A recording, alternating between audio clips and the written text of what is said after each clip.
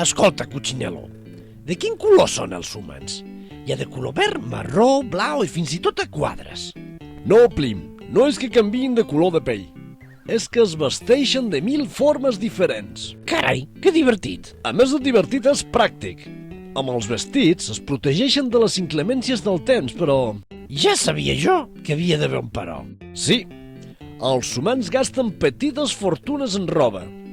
Compren molta més de la que necessiten sense parar-se a pensar en el cost ambiental que suposa produir tot aquest material. I quan ja no els agrada o passa de moda, la llancen. Quin malbaratament! Es pot allargar la vida de la roba fent coses molt senzilles. Si s'aprèn a fer petites reparacions, la roba durarà més. Hi ha organitzacions que recullen els vestits que ja no es vol per a botigues de segona mà. I, per últim, sempre es pot retallar la roba vella per fer draps. No siguis un esclau de la moda. A la terra li costa produir tanta roba. Allarga la vida de faldilles i pantalons, de camises, jaquetes i fins i tot dels mitjons. Ser respectuós amb el planeta vol dir utilitzar només el que necessites també en el vestir. Fes-ho bé!